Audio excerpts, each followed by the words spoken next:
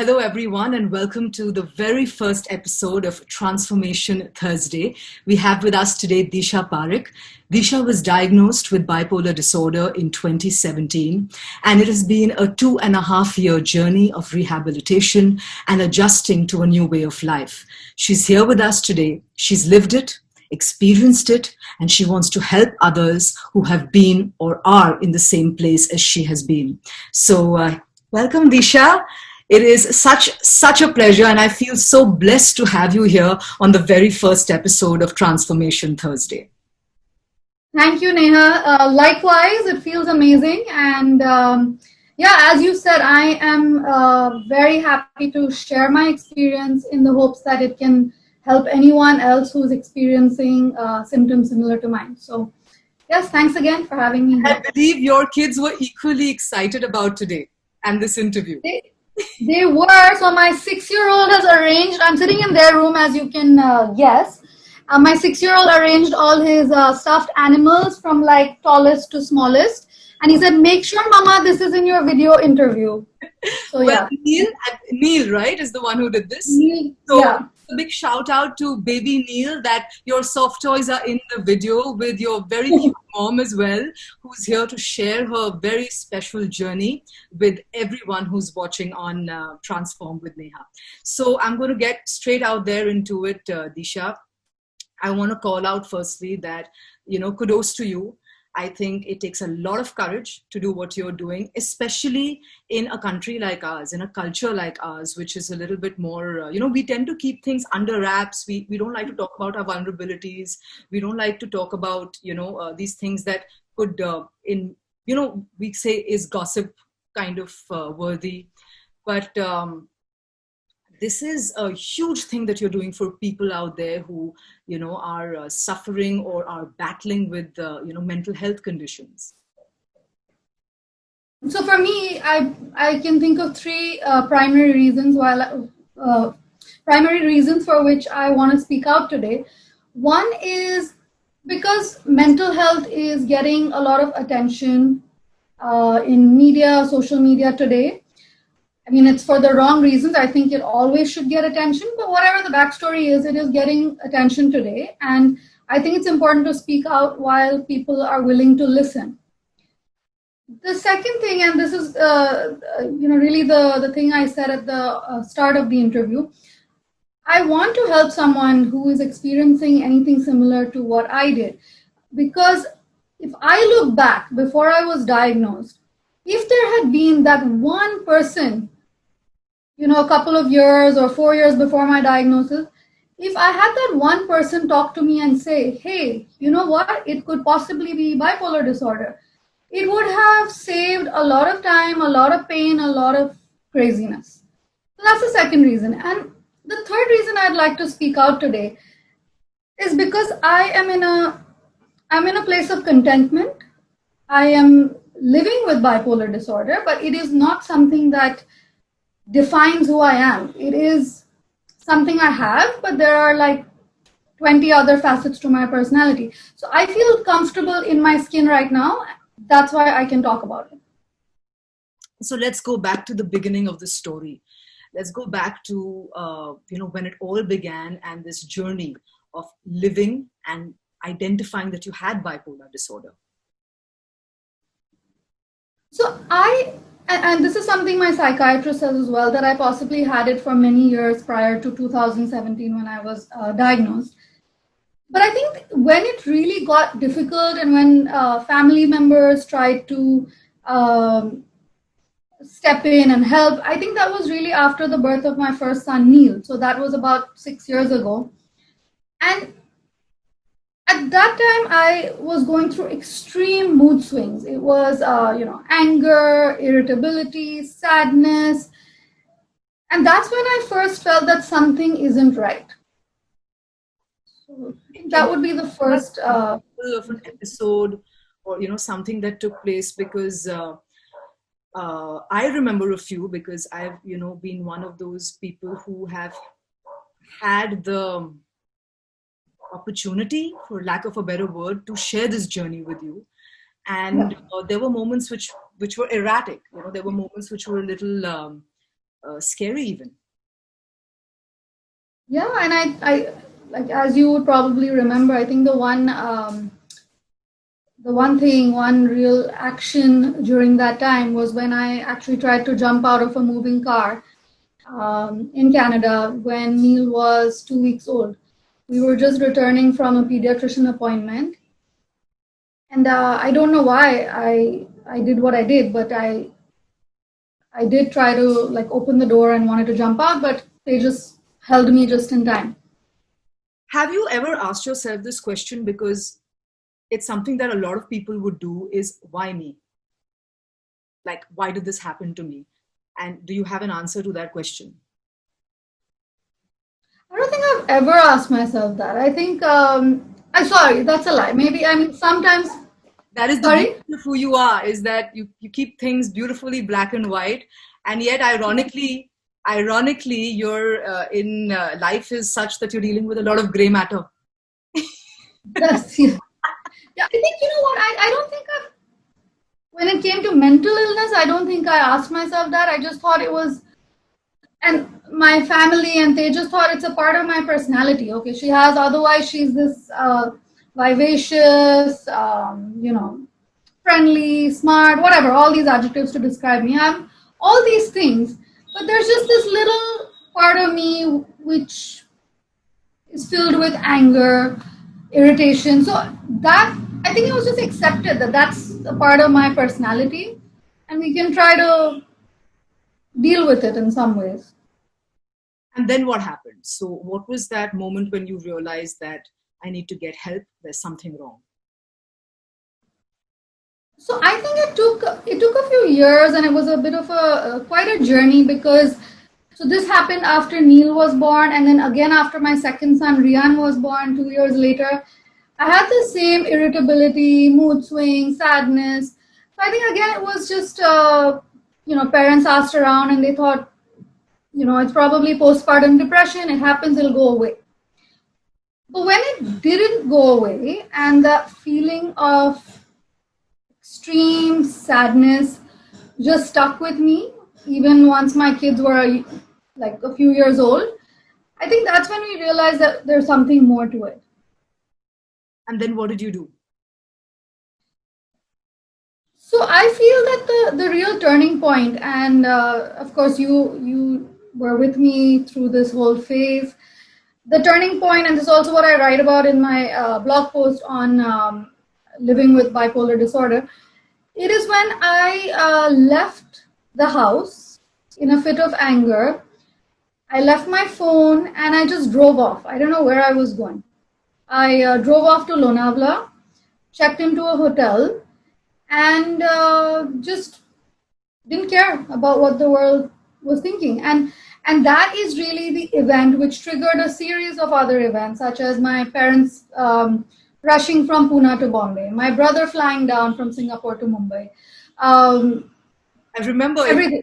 it was crazy because, your parents were calling me. Tejas was also at that time, I think, trying to figure out where you were. Some other friends were calling me, do you know where Disha is? Do you know where Disha was? And everyone was, as friends, there's also the sense of like, could we do more? And there were many more, such scarier ones, including a few moments when, you kind of attempted suicide. And I feel it would be important to spend some time discussing those moments because you've come very close to it. So what was really going through your mind at the time when, you felt that you needed to take your life and that was the only way out? Yeah, I think that's a very good question. I feel people, especially in India, like you alluded to earlier, people shy away from discussing this. Like, why you decide to take that drastic step? It's really because of this heaviness, like this heaviness, so much anger, so much sadness, so much worthlessness. Like everything is there with you every single second, every single minute of the day, and that's when you just want the pain to end. Nobody wants to. I don't think anybody wants to kill themselves. They just want to kill the pain. So what That stopped you? What stopped you from going through with it? Because That's important. Just the feeling that what if I do this and I don't succeed? By that I mean if I don't die, if I jump out of somewhere and I don't die, if I jump out of the car and I don't, like that, living with, I don't know, it's the pain, it's everything that goes along with it that I attempted suicide. So and then having people there at the right time, whether it was Tejas or my brother when he flew down from Singapore. So just having these people, or you throughout so many of these episodes and like moments in this journey, just having people there to stop me, I think, yeah. You were so blessed that there were so many loved ones around you, and to have that kind of support system and caregivers. But a lot of people out there don't have that support. So what is it that you would tell those people out there, or what's the advice that you'd give them from your own experience of what is it that they can do when they're feeling that sort of pain and that sort of heaviness? I think if and of course I'm not a medical expert, but it's just from my own experience and from reading a lot about bipolar and depression. I think, see, if somebody is feeling sadness, loneliness, and it lasts for over 2 weeks, and this is something that my psychiatrist actually quoted in his recent video interview, but if it's lasting over 2 weeks and it's also, there's also lack of sleep or a lot of sleep, lack of appetite, like there's all other things going around with it, then it might be worthwhile to get a medical opinion. Right. To be open to that. I think that's why the stigma? Why, like, isn't your mental well-being, isn't your safety of the utmost importance? Like, what is the harm in talking to a psychiatrist? Like, what's going to change? You may not be diagnosed with depression, or you may, and you'll get the help you need. So a lot of people feel that you can have a wellness toolbox with things that you can do to add positivity into your life and manage mental health. Mm-hmm. Do you agree with that? And what are some of those things that you can do, if at all, to manage mental health? Yeah, that's a very good question. I think it depends on each person's unique situation, because I've tried a whole bunch of those things in a mental well-being toolkit, as you call it. Whether it's yoga, meditation, Buddhist chanting, gratitude journals. I'm sure there's like a dozen more things I tried. But it may help in that moment.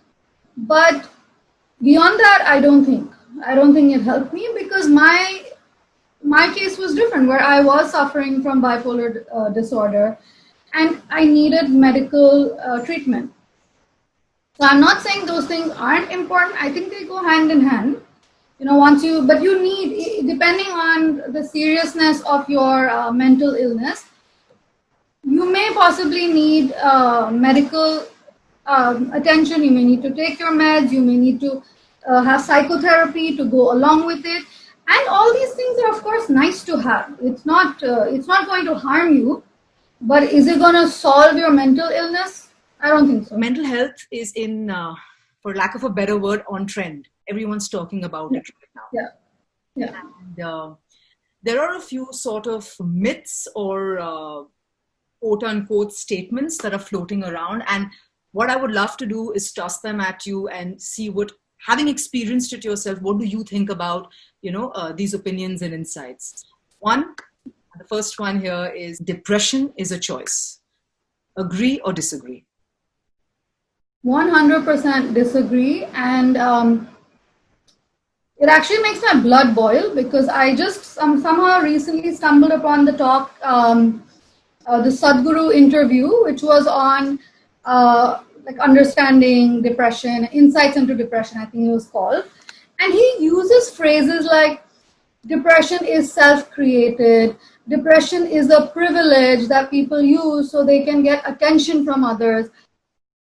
Would you, like, if somebody had cancer or a heart ailment, would you say, oh, you brought this upon yourself? Why would anyone bring depression upon themselves? So, of course, there is a spiritual point of view, and I'd love to get Sadhguru in this conversation right now and have a little discussion between you and him, but, you know, he's a little busy.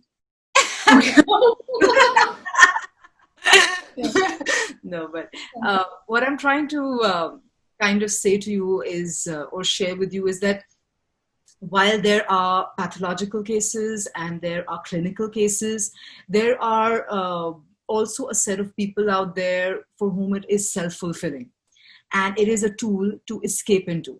So I guess somewhere identifying where you are in the spectrum, whether you're clinically depressed or whether you're using it as a tool to escape from your reality, is something that one needs to figure out, right? Because if you're on the other end of the spectrum, then I think that's where a Sadhguru argument kind of comes into play and makes a little amount of sense.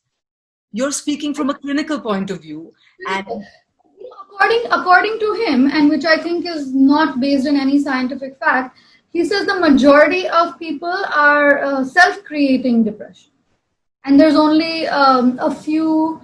So the two sides that you said, so he's saying the majority are it's self-created, and for like a very small percentage of people, it's actually a pathological or like, genetic illness or something. So I don't agree, but in either ways, I think, even if somebody is doing it for attention, let's say, right?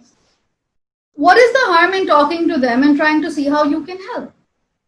If it was a serious case, you saved their life. If it wasn't a serious case, you just spent some time and spoke to them. That's it. Like, what are you so busy doing anyway that you can't talk to a friend? Fair enough. That makes a lot of sense. So let's move on to the second one, which is, I want to manage my mental health and that of my kids. So what can I do to ensure that my kids have sound mental health? So I think it's very important to first address your own mental well-being, because it's, I look back at me and the times before diagnosis when I would leave my kids. They were 4 years old and 2 years old.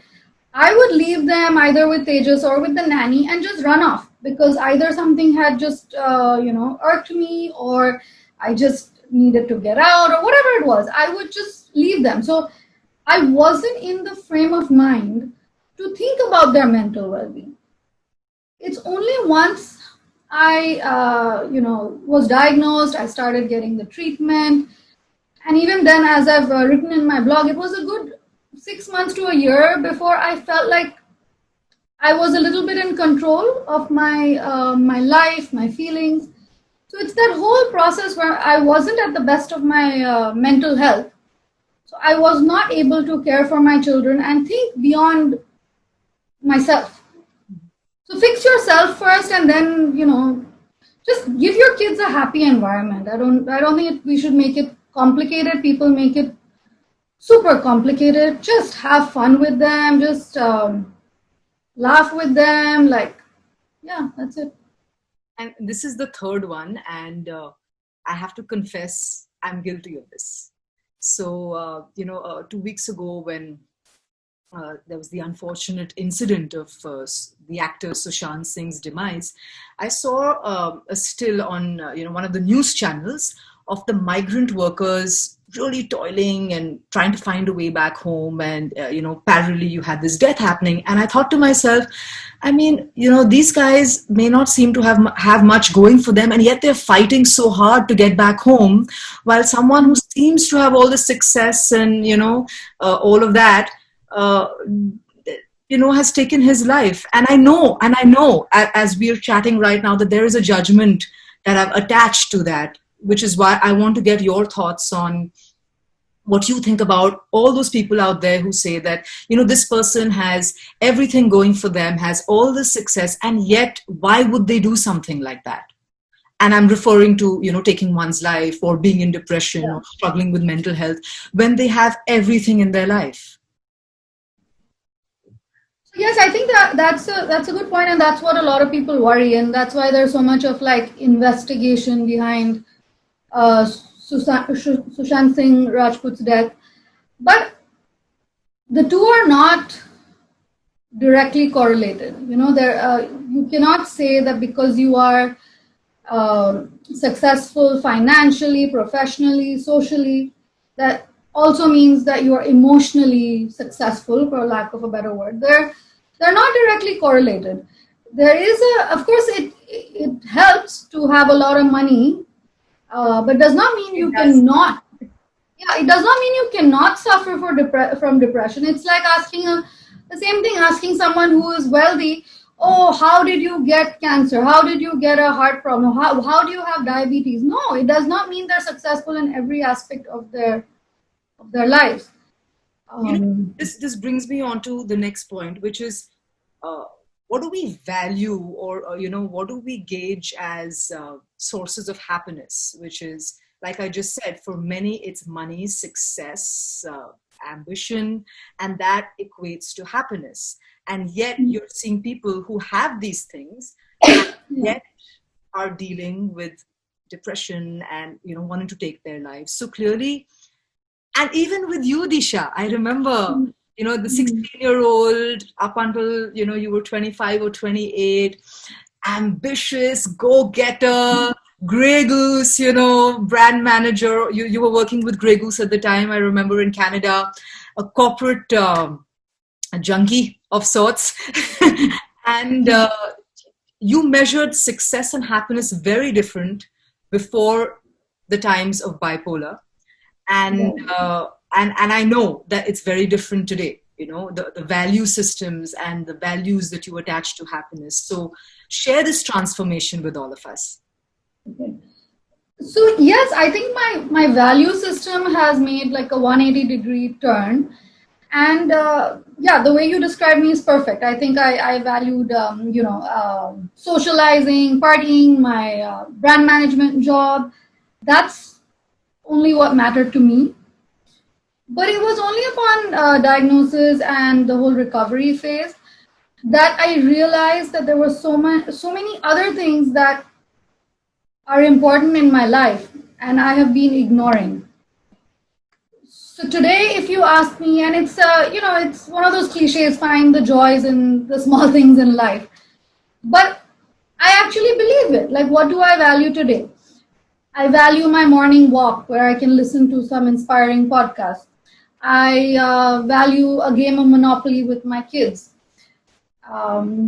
I value a nice open conversation with Tejas, So these are the things. I mean, whatever the thing is for each individual, those are the things I value. These little things and family and my emotional and physical well-being. So that's taken priority over everything else. And I also feel like my old life and bipolar cannot coexist. I cannot stay out late. I'm not allowed alcohol. So I have to accept that. I can either probably for the first year I cried about it, and every psychiatrist appointment I'll be like, can I have a drink? Can I have a drink? And I'm like, I know you attended my wedding, and a part of me, we were in Goa, and a part of me had one eye on Disha. I hope, she's not tempted to have a drink. And it may seem like not such a big thing, but I guess it is. In that moment when you're said that you can't do something, it's just human nature to somehow want to do it even more.